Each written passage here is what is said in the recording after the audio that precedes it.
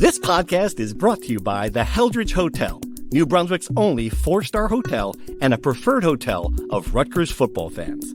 The Heldridge helps you make the most of your game day weekend, providing premium accommodations in the cultural heart of downtown New Brunswick. Restaurants, bars, theaters, parks, museums, and more are only steps away.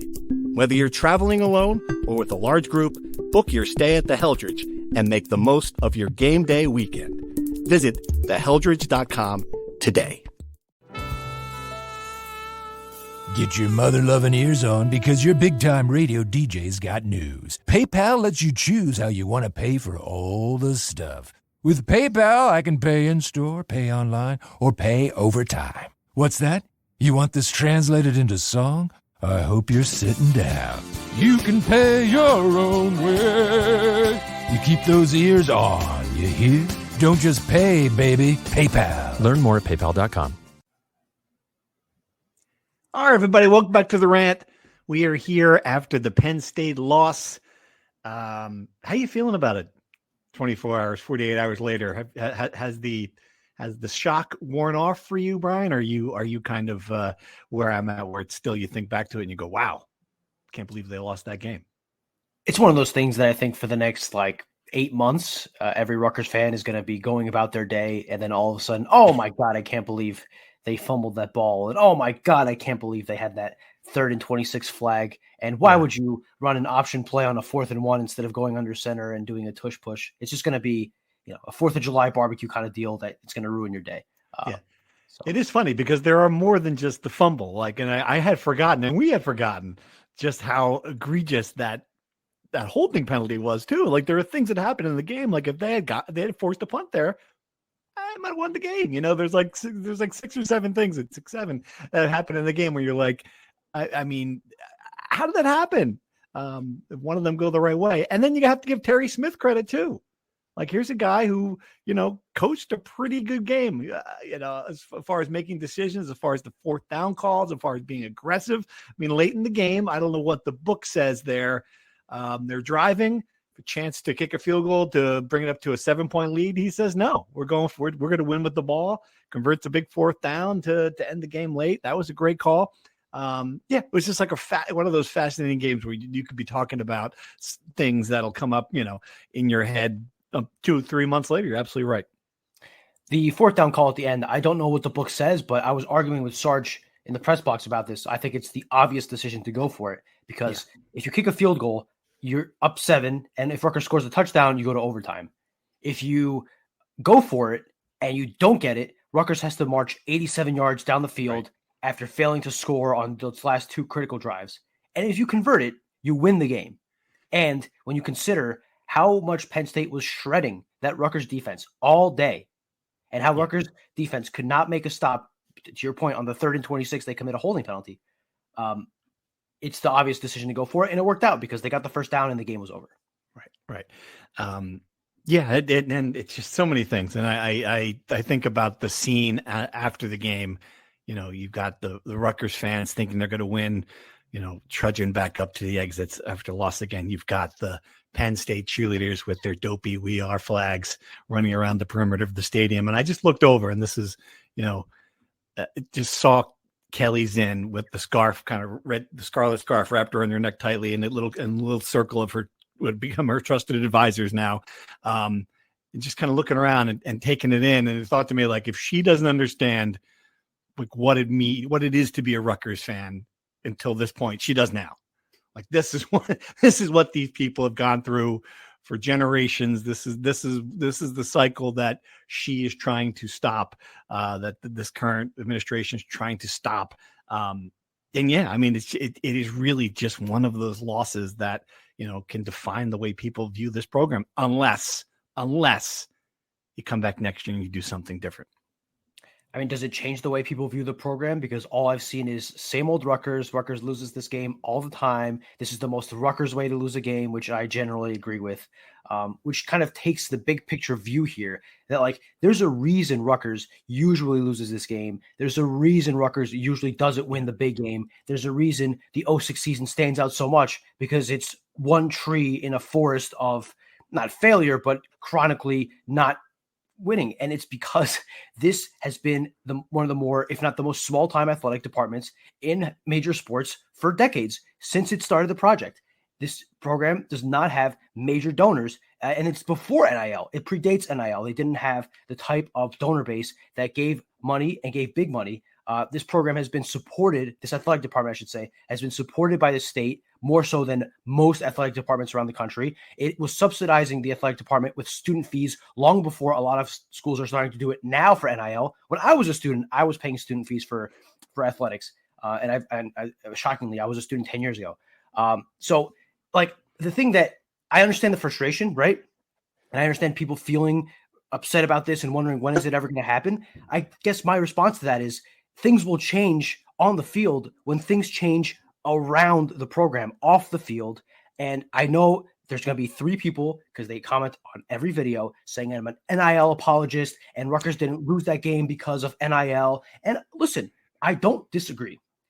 The fact Rutgers was in a game, it's a 1-score game in the fourth quarter, when its offense scored 33 points, when its quarterback had 4 total touchdowns, when they were running the ball at will, when they have a 3,000-yard passer, a 1,000-yard receiver, and an 1,000-yard rusher, is because the defense was historically bad, so freaking bad that you had to be practically perfect as an offense to win a game against a team that isn't a bottom 2 team in the Big Ten. And is that all NIL? No. I mean, the defensive coaching was not great. There were a lot of factors here, but a lack of talent, a lack of speed and athleticism defensively was very evident throughout the year. It was very evident with all the big plays they gave up. It was very evident with the horrible rush defense. All of this to say that for this to change, Kelly Zinn has to be the one that changes it off the field, that gets corporations bought in, that gets donors to give more money to NIL, which has been a hurdle.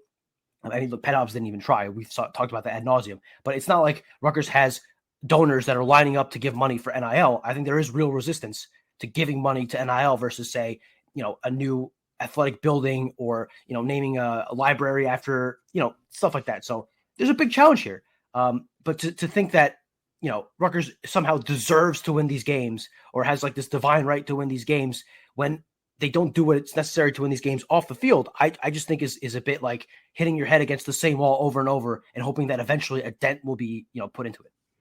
Well, let me ask you then. So what did you think of the post-game comments from Greg Schiano on this topic? Because it certainly was a deviation from a lot of his, I've got to be better, we've got to be better, press conferences where he just comes out and says, you know what we've done here has been almost miraculous. And those 2 words, I mean, I kind of popped back in my seat a little bit like, wow, that is clearly what he has been thinking all along here about what they've accomplished the second go around. I certainly at first blush, my thought was, well, gee, that is an dramatic overstatement based on your 19-19.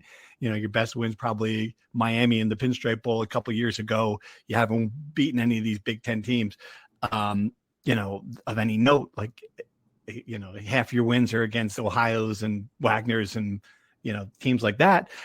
I don't know, but it sounds like you are more of when you say you're doing this despite the fact you don't have the support, you're on team almost miraculous then, right? I mean, where do you fall on that?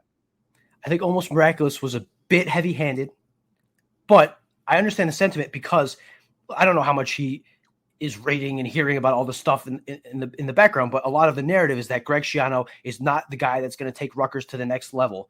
And I'm sure he feels some frustration because, again, Greg Schiano, Kelly Zinn, William Tate know more about what Rutgers has and how it compares to the rest of the Big Ten than all of us, right? We speculate endlessly. We don't know.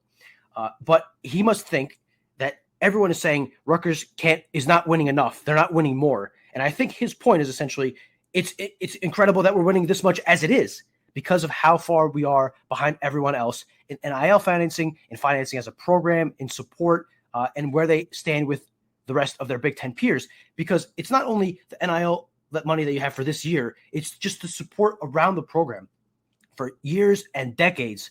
And look, getting money into the program and supporting it does not automatically mean success. Nebraska has been pouring, the GDP of a small, like Polynesian country into its athletic department every year. And they're essentially in the same spot Rutgers is, right? I saw a Nebraska writer compare the program to Rutgers this weekend after they lost to Iowa, which is essentially the biggest insult one could say in the Big Ten. But it helps. It helps to be on the same playing field, to have a better chance at winning, and to not have to enter these games where you have to, again, play practically perfectly. Like Rutgers had to play a perfect game to beat Penn State, and they almost did. The only thing that, and again, it doesn't come down to one play. It kills me that people, yes, the Ethan Calicman's fumble touchdown return literally was the reason they lost the game. Like there's no disputing that. That was the reason, in the sense that it was a complete game-changing play. But they wouldn't be in that position in the first place if the defense could stop a nosebleed. You know what, though? UCLA beat Penn State. Northwestern beat Penn State. There's just a certain pushback I have to give on this, because I'm exhausted with it too. There's a certain degree, and I get all of that. I understand all of the stuff about where they are money wise. Believe me, we've written about it. We really have written about it. We've talked about it on this podcast ad nauseum. There is a certain point, though, where you're like, all right, Rutgers has always had to overcome stuff. They're never going to be Penn State.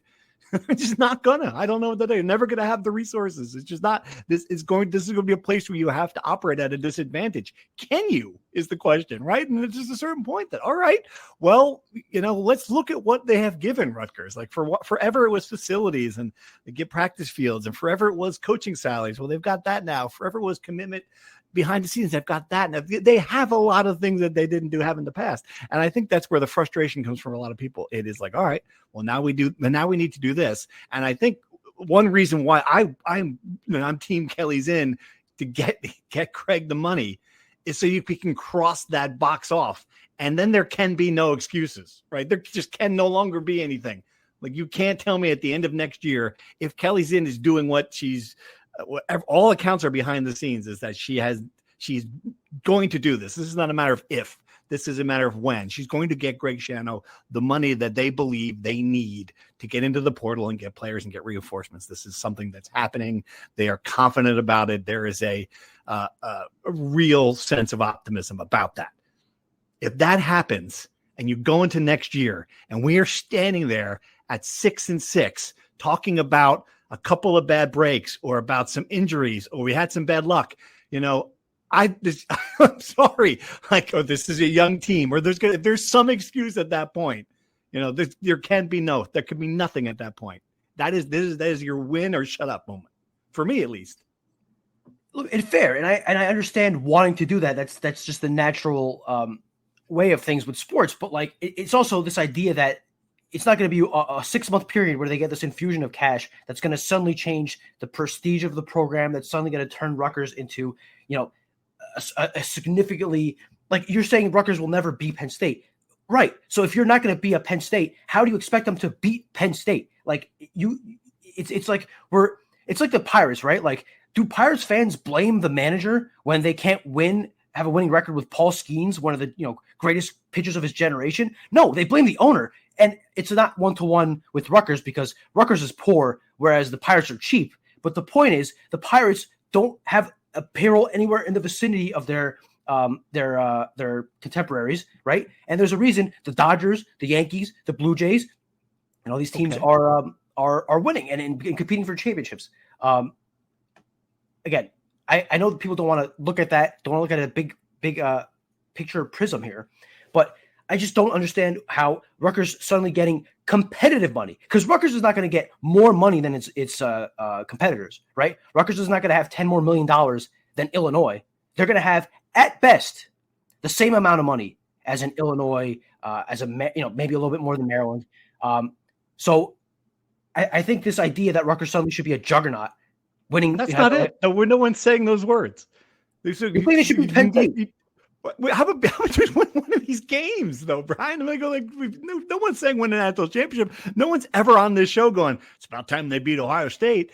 It's just, you just gotta get 7-8 wins. You gotta get to the next level at some point. You've got to win these games. We all show up to these big. Oh, we got Iowa here.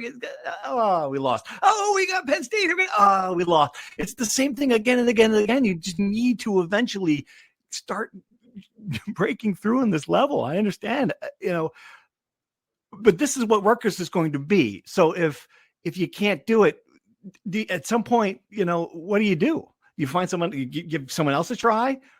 Well, like, I don't know this, and what they're committed to right now is giving Greg Schiano the resources to see if he can do it. And it's 100% the right decision. By the way, people who are still like, I get these emails now. I got to change this coach. No, this is the right thing to do. All of these other programs that you see out there, Michigan State, Kentucky, that are punting, that are paying these $40 million buyouts. That's not a Rutgers move. They believe they have the coach that fits their culture, that fits their institution. That's it. I mean, this is the guy. Now you got to give him the resources. And if he doesn't win, I don't know. I mean, there's a certain point where you just can't sit here and spin. Oh, that's what we are. We're 5-17. I mean, you can't. It's the only choice, to be clear. They have no other choice. Even if they wanted to, it would not be feasible. Again, Rutgers is poor. They don't have the money to fire a coach, hire a new coach, whatever. We've gone through this. Here's the thing. Here's what I would say. Yes, in isolation, Rutgers should have won one of these games. Whether it's Iowa, whether it's Illinois last year, whether it's Penn State, they should have won Minnesota this year because Minnesota's probably right at their level. And I agree. On a case-by-case basis, they should have won one of these games. But big picture, if you want Rutgers to be at a spot where they win half of these games, where they're regularly competitive, where they're at a position where they can threaten, maybe not beat Ohio State, but at least threaten and be competitive on the field, because that's the next step for Rutgers, right? Yep. Is regularly winning these games, maybe one out of every two, and competing. You need to take enormous steps forward as an athletic department. That is my point, right? That's what they believe they're doing. That's what they believe is happening behind the scenes now. So you're saying already what's happening behind the scenes is not enough, is what I get the sense I'm getting from you on this. My point is that they're so far behind everyone else that they need to make enormous strides this offseason, next offseason, the offseason after that, for years and years to catch up. And my point is this.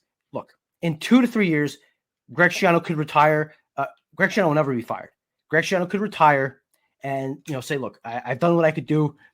I can't take this program any further. I just don't think that there's some miraculous coach out there that will take what Greg Schiano has been working with and win 8-9 games in the Big Ten.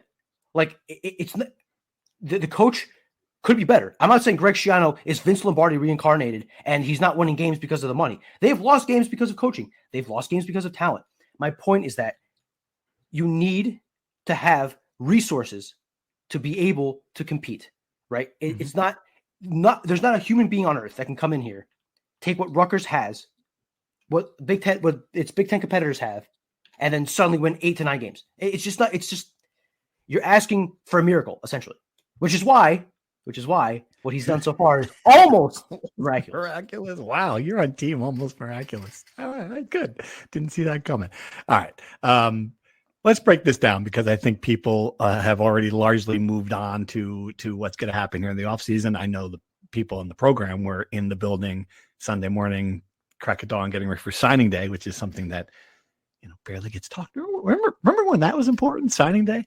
But we've got a lot of big questions for the offseason. I thought we'd tackle a few of them and going over what's going to have to happen and the priorities.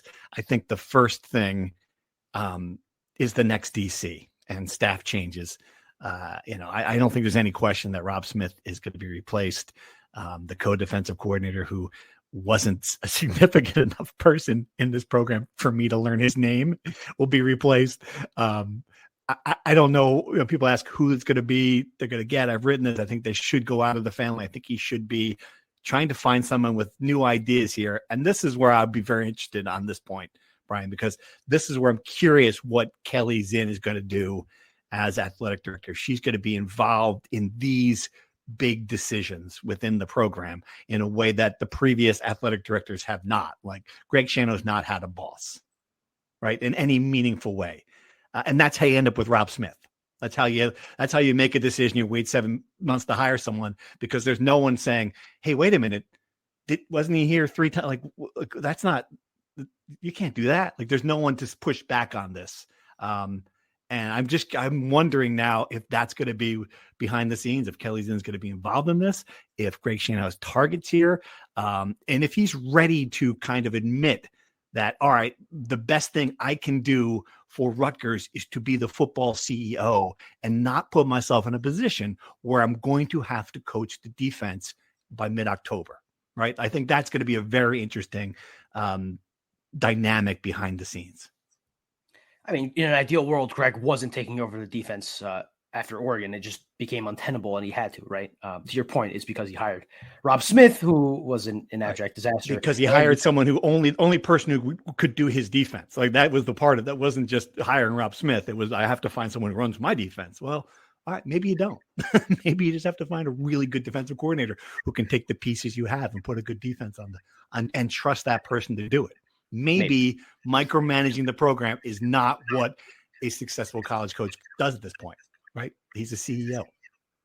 Maybe. The other point I wanted to come back to that you mentioned, I don't think Zach Sparber is gone. I think he might lose the co-defensive coordinator tag or whatever, but I think he'll stick around to be a linebackers coach because, I mean, he has a pretty high salary, and it's not like he was him and Rob Smith were taking turns calling plays. I think very clearly that was just a title, right? He wasn't really calling plays, so he'll stick around. I would be surprised if Rob Smith wasn't fired. It's hard to keep the guy around. I think it won't happen until after signing day, obviously, because there's no point in firing a coach 2 days before a day where all your recruits put pen to paper. I don't think Rob Smith was a factor in any of these kids choosing Rutgers, frankly, but there's no reason to shake things up, before they, it wouldn't make sense. I am curious about what other changes there will be to the defensive staff, because, I mean, the entire operation was a disaster, essentially. So I'm wondering if, are there going to be coaches whose contracts expire that are kind of allowed to leave? Are there going to be firings? The reality is there probably will be multiple changes, and I think without you really can't avoid not doing multiple changes. And I'm wondering if again, this goes back to NIL. Like, is the transfer portal philosophy going to change? And can it? Are they going to have the payroll to be able to, procure or be in the market for higher level players? Because last year, essentially, the pool was high level G5 players, guys like Eric O'Neal, Bradley Weaver, Jet Elad, or guys at the P5 level who were losing their jobs. Like Cam Miller was not going to be the starting cornerback at Penn State. He ended up coming to Rutgers and starting. Right. That's going to be a question that we won't know until January, but that's the other big defensive question I have. All right, let's break that down, because I am also curious what they're going to do with the money. Retention's the first one. The three big players, obviously, in offense: KJ Duff, Ian Strong, Antoine Raymond. I guess prioritize. Give me a ranking of those three. So you're saying which ones Rutgers should prioritize, not the ones I think are most likely to return, right? I think yes. What prioritize for Rutgers? Yes. KJ Duff, because he's a game-changing kind of guy, right? And he has to stay in college, right? There's no like NFL leverage. Like, he has to stay in college. It's whether he stays at Rutgers or leaves. Mm-hmm. So I think he'll probably command the most money on the market. So I would say KJ Duff. Eligibility remaining, coming off a hot streak here at the end of the season, 1,000 yards. I agree with you on that. Probably made an extra $100,000 on that catch alone. Antoine Raymond, number 2, because you don't have a running back in the program with that kind of dynamic playmaking ability. Greg compared him to Kyle, and I think you saw in that game against Penn State his ability to create yards and production by himself. 15 forced missed tackles against Penn State, a good Penn State defense, and a lot of yards after contact. That's the kind of thing that elevates an offense, especially when you have a first-year starter at quarterback. You're not 100% sure how he's going to do. To have a running back who can create by himself in a offense in flux would be a significant help. And then Ian Strong, I think, partly because I think he's probably going to go to the NFL anyway, might be a hard sell. And he had a bit of a rough end to the season. Maybe that's a bit harsh, but he was not as good as he was at the start of the season. I just think KJ is on a complete upward trajectory.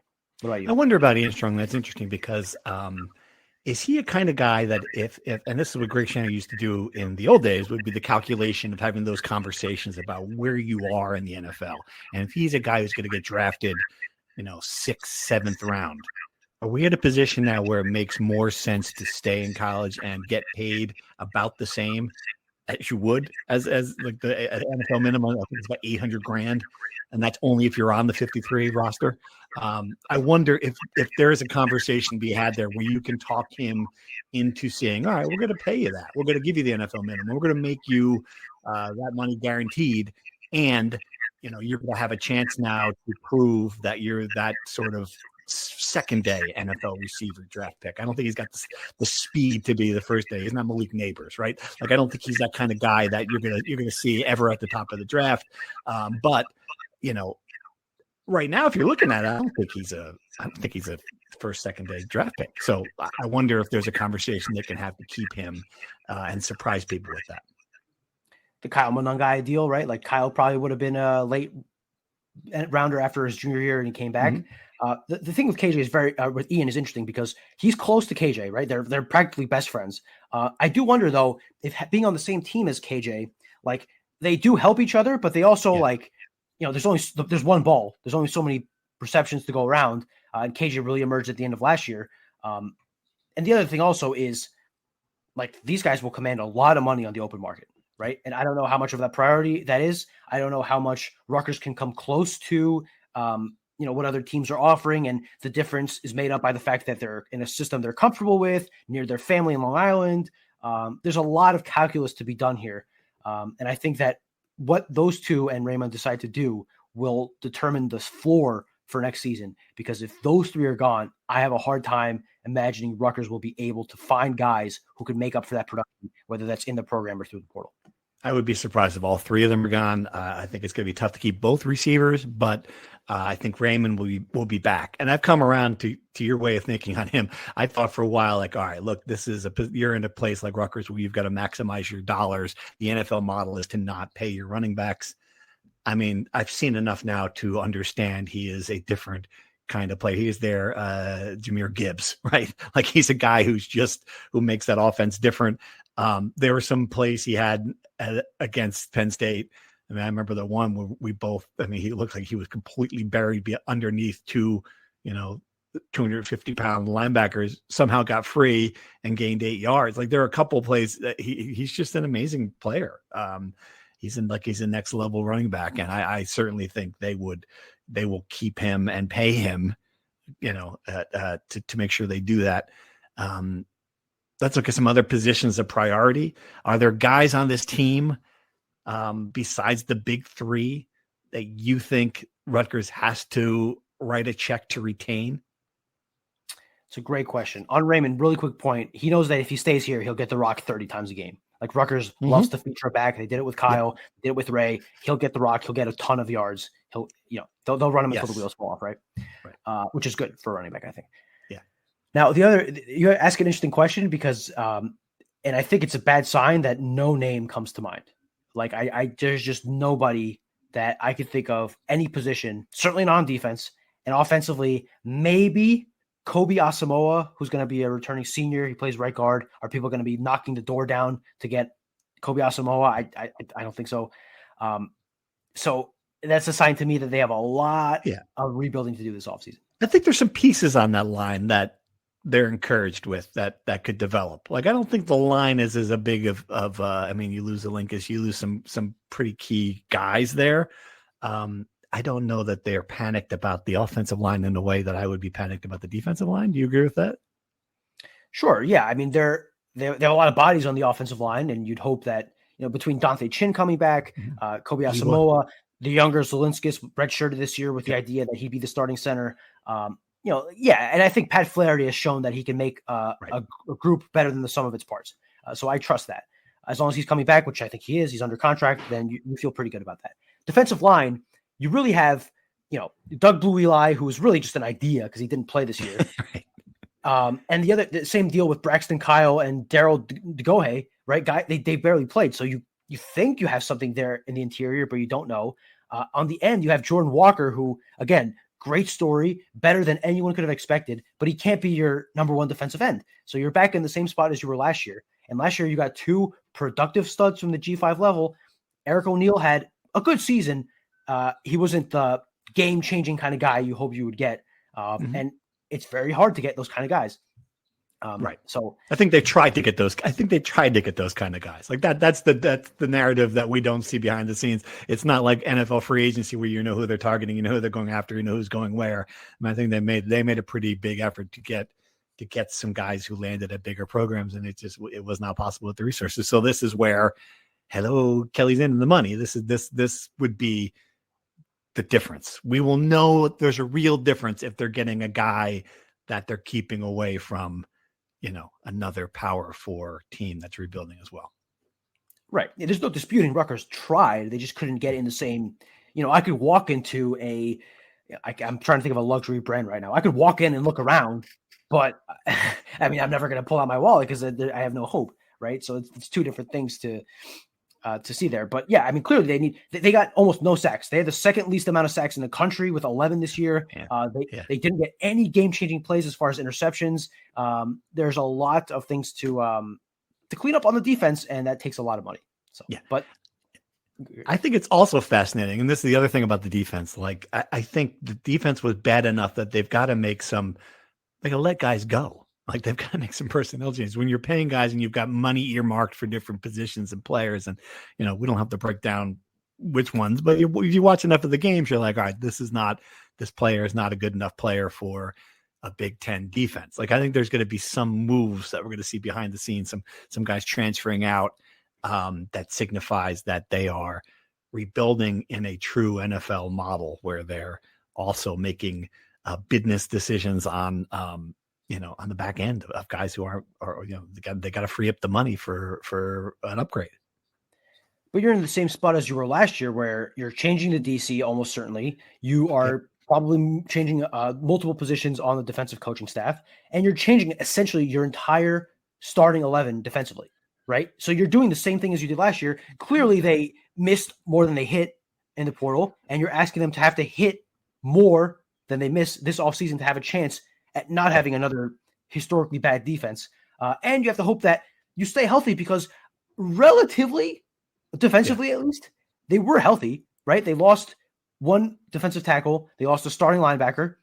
They lost a rotational lineman in DeGohe. But other than that, they stayed healthy. They just didn't have enough talent. Yeah, right. Yep, very true. All right, I want to dive into some questions. I think people are asking some good questions about specific positions. So let's do that. And this is a good one. Let's start here. This is a good from JP, friend of the pod. How much money will it take above the cap to take that next step? 10 million, 20 million. And for people who who don't follow this closely, I understand the confusion about it, and really became crystallized to me following all of the Lane Kiffin nonsense where, that has become what coaches are looking for when they move. It's not all of these programs are taking the money that you're allowed in the revenue sharing with 20 million, some level of that 16, 17 million, and putting it toward the football roster.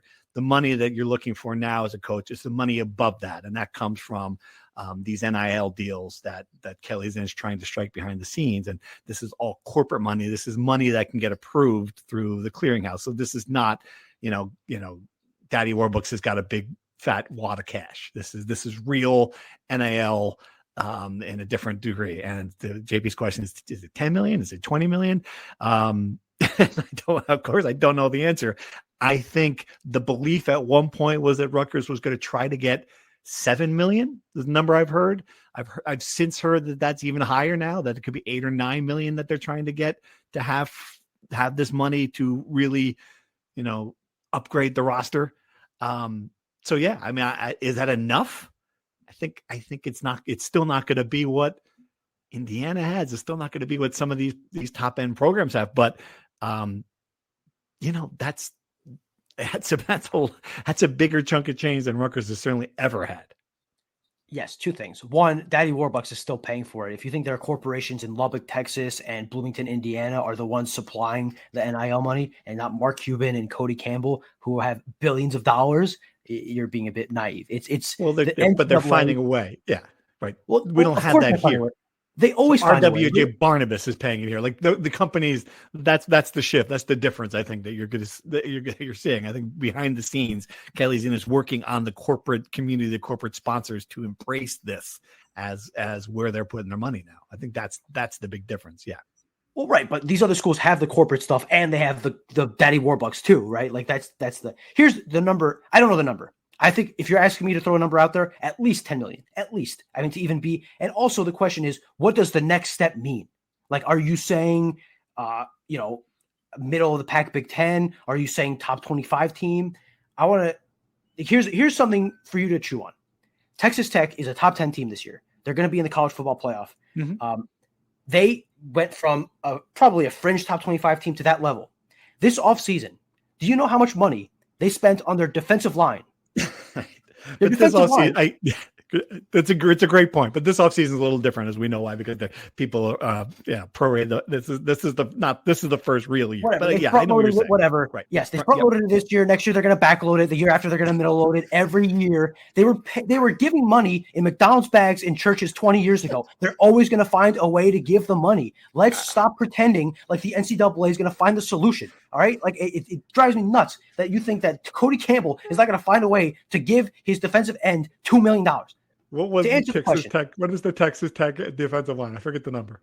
Texas Tech spent $7 million on its defensive line. The money that Kelly Zinn is trying to raise over the cap, spending every waking hour of her life trying to raise, is what they spend on their defensive line, right? Okay, so I want you guys to understand that that's what it would take for Rutgers to be in the conversation Greg Schiano wants them to be, which is winning a national championship, right? Obviously, that's not realistic. If you're asking me what it's going to take to be a team that when you play Iowa, Minnesota, Washington, and Penn State, a bad Penn State team in 1 year, for them to win 2 of those games, they need at least 10 million, probably 15, and to feel confident 20. That's what I would say.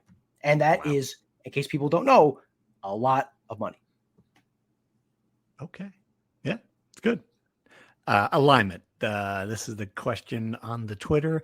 Keyword for the athletic department is alignment. How is that going to be shown in the football program? Greg has been an island for years. What changes are President Tate and Kelly Zinn going to implement? A new DC is must, but do they give Greg a year? When do they hire their own guy? I think alignment can mean a lot of things. And I think the key thing in alignment here between Tate and Zinn is that they really do understand each other. This is not bullshit. This is a real thing. This is who the president wanted as his athletic director. They are on the same page on all of these things. And the other part of that alignment, very simply, is I think we're going to give him what he needs. That's the alignment with Greg Schiano. It's like, he's our coach. We believe he's the right coach. We're going to give him the resources. I don't think there's any debate about that. This is not, they're like, oh, gee, I guess we'll find out. I think that's, that is genuinely the truth from the very beginning. I talked to Tate before the Iowa game, and he's like, look, this guy knows how to win. This guy, look what this guy has been doing. He was the first one to say it out loud. The president wasn't afraid to come out and say, look what he's got. Look at his budget. He's the best per capita coach in the country. So I think they believe in that. And they are all in on this now. This time next year for sitting here at 5-7 again, I don't think so. That's where I'm at with that.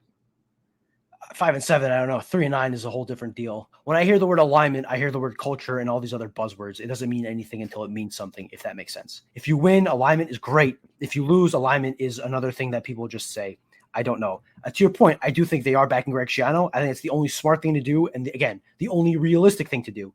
Greg I don't think he's going to be on the hot seat after next year, no matter what. I think it's fantastical to think that, to your exact point, because William Tate called him the best coach in the country per capita, which I think, right, it has less hyperbole, but that's almost even stronger than what Greg said about this being almost miraculous, right? If you going 5-7 and 6-6 makes you the best coach in the country per capita, that means you are poor with a capital P. Okay, that's what he's saying. And again, since we're talking about William Tate, I want to circle back to you have it in here, but his tweet this week that caused some people some interesting reactions. So William Tate tweets, "I would like to thank the seniors of our football. Thank you. Today you fought, and to Rutgers fans today, fire emoji." I guess that means he thought they were really good. Yep. NJ Knight 3 quote tweets it and says, "Welcome to our nightmare." To which William F. Tate IV says, "It ends when you open your eyes. Mine are open. Mourn the loss and get ready to retain and recruit." Steve Politi, What is your interpretation of that tweet? I mean, I think it's pretty clear. His eyes are open. Mine are open. This is it. We got to bring back the players. We need to give these guys resources. I think that's what it is. I don't think there's any hidden meaning here. Do you think there's something in that tweet that I don't see? This is not like the Wire meme. I think I understand this one pretty clearly. What cracks me up is though, like William Tate is responding to people that I long ago muted on Twitter. So I was like, what? He's gonna have to get a little bit more aggressive with the mute button here if he's gonna last. I agree. I think I had no offense, NJ Night 3, but yeah, I noticed who is this? Oh, I had to go unclad to click you have this account muted to see that. So on its face, I think the waking up is kind of just a play on words about the nightmare, right? Like someone saying it's a nightmare, wake up, move on. Right. Yeah. I guess if I wanted to be a little creative, it's like wake up and understand the reality of the situation. What I went through my entire spiel at the beginning of the show. Rutgers has a lot of work to do. Wake up, realize that there's a lot of work to do, and start getting to work on that work. Right. That's how I choose to interpret it. Right. We had a religious question. Why does God hate Rutgers? Nurse Meg, fan of the podcast, asked. I don't know, Brian. You tell me. I'm not usually the one you go for big theological questions. I am not much of a religious guy. By that I mean I'm the world's biggest atheist. So you tell me, why does God hate Rutgers of all things? You went to church once, right? I grew up Catholic. I did all the rigmarole.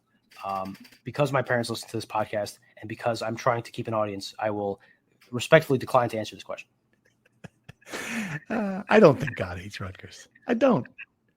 I mean, although someone did point out in the Discord, like, do you have a better explanation for Calic Manis dropping the ball at that exact moment? I mean, the ball's in his hand and then it's not. It disappeared from like a little gust of wind. The hand of God, could it be? Probably not. Probably not. All right. Next question. Serace will be the likely starter next year. How much of a factor do you think that will be in Duff's and Strong's decisions? Are you the portal? That is a great question because those two guys know what he is better than anybody. It will be a factor. No doubt about it. It'll probably be a decent sized factor behind like money and playing situation, all that stuff. It will be a factor. Whether it is a factor for the positive or a factor for the negative will be very telling about what they think and what we should expect from AJ Serace in his first year. If they both come back, that is a ringing endorsement. If either of them leave, maybe it's not exactly a huge deal. But if both of them leave, I'm not sure what it would be a good thing to think. Yeah, no, there's no question. And we know how they feel about him behind the scenes. We haven't seen him yet. They've really seen him.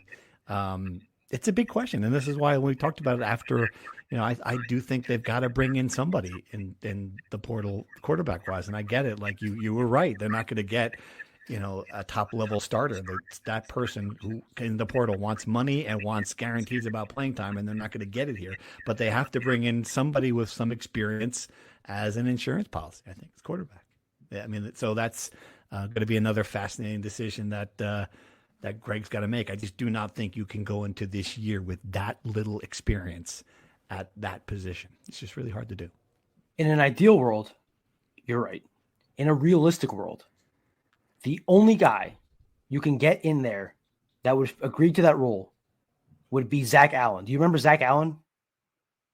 Does that name ring a bell? Of course. TCU transfer, Chris Ash era, absolutely stunk. I mean, he was barely a G5 quarterback, let alone a Power 5 quarterback. That's the kind of guy you get. So you bring him in. Heaven, again, I said this on our live show. Heaven forbid AJ can't play a game or two. You're DOA. You might as well play Sean Aschenfelder. Right. Well, that's rough. Yeah, I don't. I mean, you can't do better than Zach. I don't know. I have to see. I don't have to see. There's going to be a ton of players in the portal.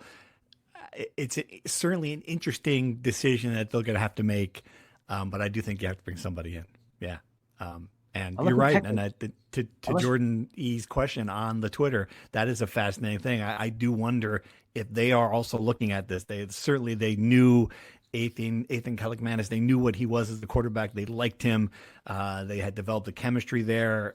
You know, it is a big unknown for these receivers, and there's a risk involved, certainly, for those guys who have to have a big year to improve their draft stock. Absolutely. I would say there are questions about AJ Surace because we haven't seen him. Like it's inevitable and completely fair for us to wonder where Rutgers is at the quarterback position next year. If I'm ranking the 10 positions on the field and how worried I am about them going into next year, I don't think quarterback cracks the top 5, 7, right? I think there are much bigger issues on this roster than quarterback. All right, here's an open-ended question about pain. But which do you think felt worse for Rutgers? Last year's Illinois loss or this year's Penn State loss? What a great question. How do you rank? Let's rank the pain. That's a good podcast topic when you host a Rutgers podcast. I think probably this one. But yeah, I think this one. You? I think they're two different kinds of pain.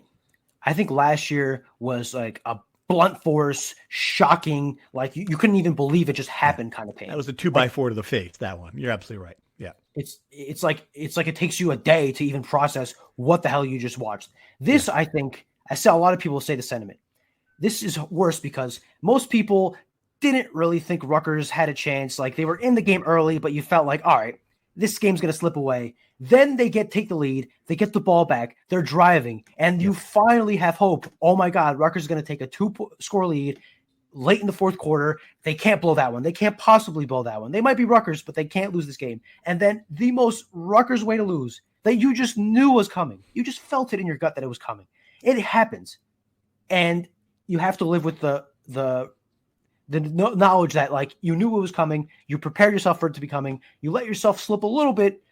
And now you're going to spend, again, until the day Rutgers finally beats Penn State again, this will be a game that people remember thinking, if only they had just gotten that first down. If only Ethan was able to find a wide open Kenny Fletcher and he was able to run 20 yards down and they would have scored. It was literally the moment. Totally. You went from like, all right, they're going to win this game. We were sitting there in the press box. Let's prepare for this. Let's start thinking about what we're going to write, what we're going to do. And then I look up and Penn State's running the other direction. You're like, what happened? Like it was that shocking. Yes, the other one, the Illinois one, and I will put both of them. Both of them are in the top 5 of most painful losses. I think if I had to rank the single most painful loss, this is good. I'm going to get some pushback. Please, Rutgers fans, tell me if you disagree. It would be the West Virginia loss in 2006. Because you lost that game in triple overtime. You had a pass, would have caught it, would have put them up to the point where it probably would never have gotten there. The pass is dropped in the end zone, tough catch. I get it, all that stuff. But to lose that game with a chance, you would have been in the Orange Bowl. I mean, that to me, and to go from that to the Texas Bowl in what is your greatest team to date. That one, that's going to be hard to erase. So I'm glad you brought this up because I've always been fascinated by this. The West Virginia game is always brought up, and I agree it's probably more painful because of the way it happened, the drop pass and all that. The Cincinnati game right after Louisville, how is that not more painful? Because I guess it wasn't as much of a blow, but they got played off the field against a mediocre Cincinnati. Like, how is that not more painful that your season just goes up in flames a week after the greatest win in program history? Aren't painful losses the ones that you have a chance to win? Like, can it be a painful loss if it's just a complete dud of a game and you get your ass kicked? I don't know. It's a good question. I mean, they had a chance to win the game, right? They were better than Cincinnati. They certainly were. Yeah, they should have won that game. Yeah, that's certainly a painful loss. I just think that one against West Virginia, it's a huge stage, all or nothing kind of game. You never beat them before. You're on the road. You play a great game. You have every opportunity to win. You still don't win. Yeah, that one, I don't know. That to me is more painful. I know Rutgers fans disagree with that, but and it's funny because Even as I'm saying this, I'm thinking about the other Louisville game, the one that would have put them into the BCS. Your home, the Teddy Bridgewater game. That's top. That's got to be number 2 on this list. Penn State 3, Illinois 4. I don't know. You're going to come up with 6 others. I'd be like, I'll have it out of the top 10 before the end of the show if you keep going. The Teddy Bridgewater one, though, again, was similar to, it was like a slow bleed, right? Because it was like, I can't believe this guy has one leg and one arm, and he's still doing this, right? Yeah. It wasn't like a sudden impact the way this game was. It was like a slow, steady, unbelievable that they can't turn this around. Right, but they have the play in the end zone that gets called back, and then they punt from their own side of the field, and then you just knew it. You're like, okay, this is going in the wrong direction, and sure as shit, that's what happened. Man, 2 more, really quick. The Kent State one was, again, another slow bleed, another ruining. Yeah. It's the Cincinnati of 2012, the game before the game, where your season is just destroyed in a meltdown. That didn't change anything that game. You're 7-0. I get it. Yeah, it did. I mean, certainly it was. You're undefeated. Your season's over because you lost to Kent State. In theory, you're a national championship contender if you're 7-0, and then you lose to Kent State. And the other one that I can't believe we haven't brought up, the 2014 Penn State loss, where it's a defensive battle and you throw 5 picks and somehow lose that game. The Penn State before the Penn State game. Yep, that's in the top 5 too. The top 5 has 12 entries in it. That's how I will do it. Wow, man, it's a lot of pain.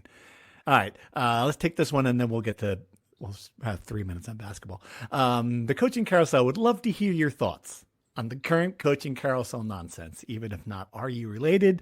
Lane Kiffin, Michigan State, Kentucky. If you feel the need to kill time on the pod, LOL. We don't have to kill time, but it's worth talking about because, I mean, at the end of that day, I think you feel better about having a coach that you like, who's been around, who you trust, than having to do certainly what Michigan State's doing again. I get it. They're, going to a guy who's really good, and Pat Fitzgerald, but 2 years into, you thought you had your guy, and now you're paying him $37 million to go away. Kentucky doing the same thing, writing a huge check to pay a guy they thought that was their guy to go away. The Lane Kiffin thing is just incredible. I mean, what a jerk. The only thing I come up with, everyone's trying to come up with, the calendar's broken. I'm sitting like, maybe you're just a bad guy. Is that possible? That's the whole thing with Lane Kiffin? Is it that simple? I mean, maybe he's just turd. Both things could be true. That's true. Also, Ole Miss should not be surprised they signed up for this when they hired Lane Kiffin. I mean, come on.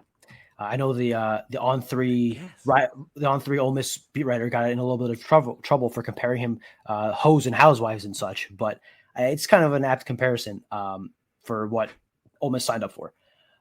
Michigan State, I thought, is one of the best in this cycle in the sense that they cut their losses. They knew Jonathan Smith was. It's not like they gave him a token third year because you feel like you have to. They cut their losses and they had a guy in mind and they hired him immediately, or they're going to hire him immediately. Right. That's about as efficient of a coaching search you can do. You look at Penn State, who fired their guy. I mean, you could defensively, I understand why they fired James Franklin. Now they're on option Z.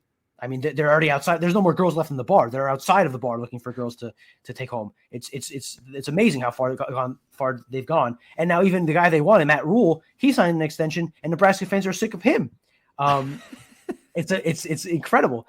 What I would say is that this is another reason. I mean, it's the 17th reason if there's a long list, but this is why you don't fire Greg Schiano. Because can you imagine entering this coaching cycle? You're going to end up hiring the coach at I don't know, Central Connecticut State. That's who you're going to end up with. 15th worth job. Yeah, exactly. You're entering this cycle with the job that no one wants. Yeah, which was the problem in the first place. Yeah, it's totally true. Absolutely.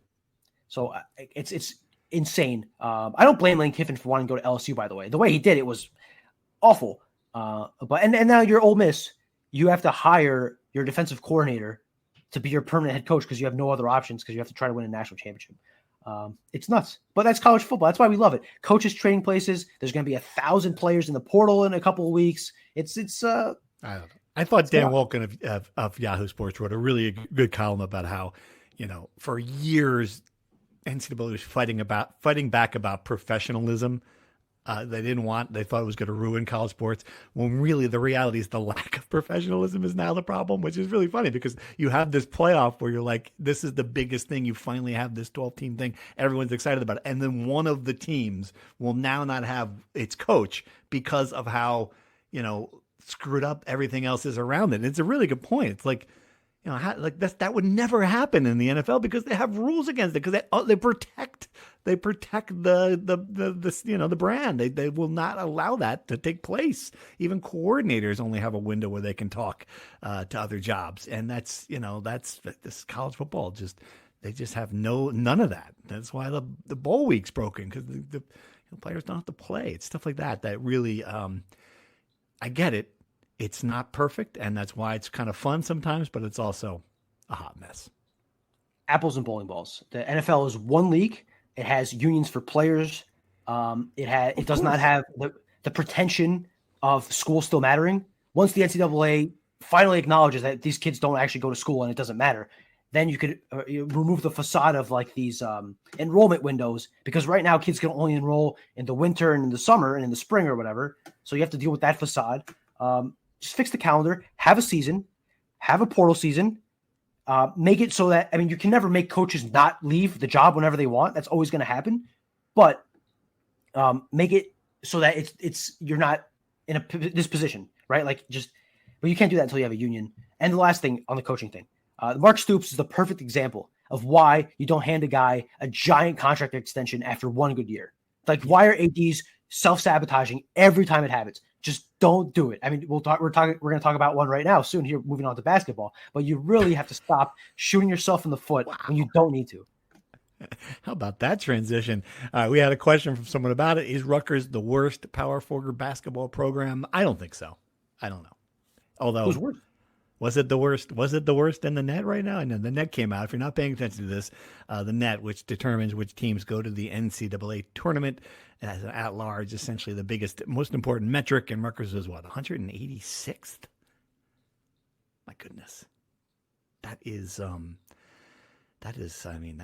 down there with the Central Connecticut States, of course. Well, they lost to one. So, how about, did you see where Central Connecticut State landed? No, 151, 35 spots above Rutgers. Yeah.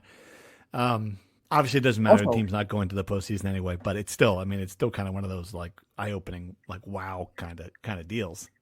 Central Connecticut State has 2 more high major wins than Rutgers.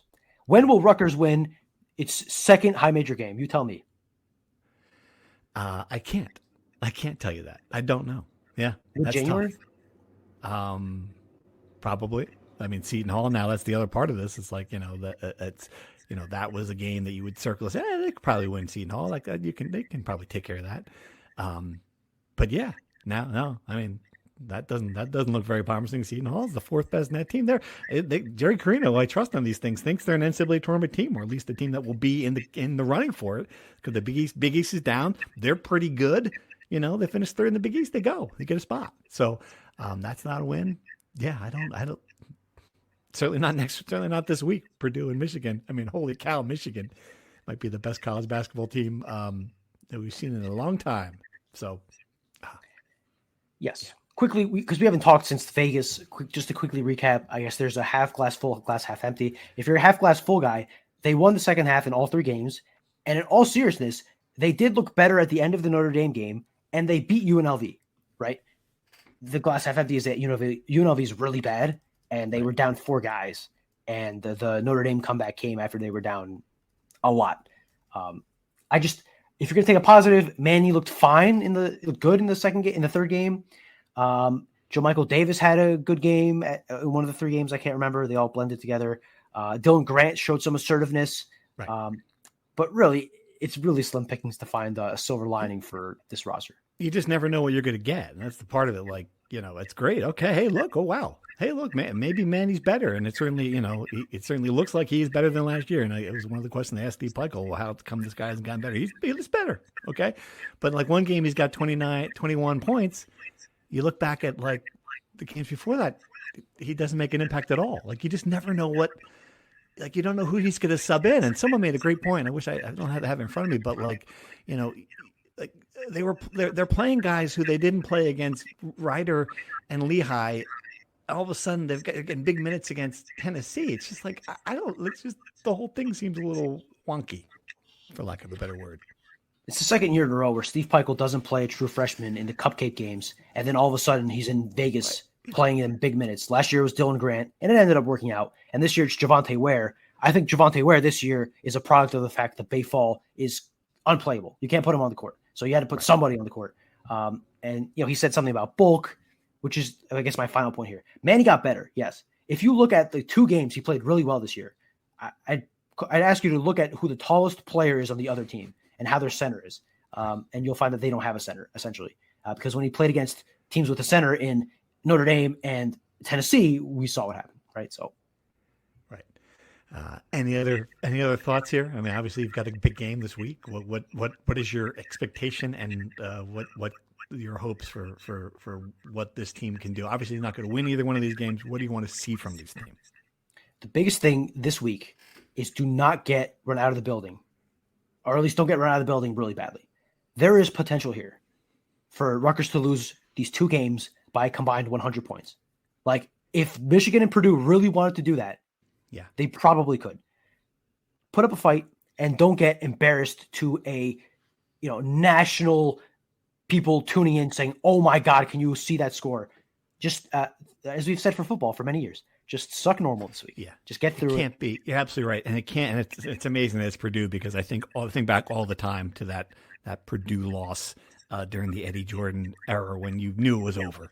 Right, you can't have a moment like that where you're just looking at the scoreboard and they're getting out rebounded by 100. And you're like, what is going on? You can't have one of those. You just can't. Keep it respectable. Is there a bigger difference of outcomes between Rutgers and another program than Purdue, where you have 2 number 1 upsets against Purdue in the span of like 3 years, and you also have a 50-point loss under Jordan? You had last year's complete demolishing at Mackey Arena. Like the spectrum is so wide, it's incredible. It absolutely is. You're totally right. Women's basketball team won a few games. They're 5-2 now. We'll start seeing them against better competition here now. Anything else? Oh, you know what I want to mention, and this is Kevin Fine brought this up in the Discord. Brooke Thompson, 6 medals at the Deaf Olympics in Tokyo, a swimmer, 2 relay golds, 4 bronze. It's good stuff. We want to acknowledge athletes when they do well. That is certainly a impressive performance in Tokyo. Good job by Brooke. No doubt. Congratulations to her. Huh? Anything else? What else you got? Final thoughts? Look, it's going to be a fascinating offseason for the football program. I think let's try to have some nuance here. I understand everyone wants Rutgers to win. I hope people understand that if Rutgers had beaten Penn State, it would have been so much better for business for us. But I think we have to understand, like, it's a big offseason. Rutgers needs to raise some money, and you can't expect the Pirates to win a World Series until they invest more money in their roster. That's essentially how I'll finish it. All right. On that note, we'll sign off. You will have some good content from signing day, and the next time we'll talk to you, I'm not sure. Maybe next week after we get some more football intel. Until then, thanks for listening.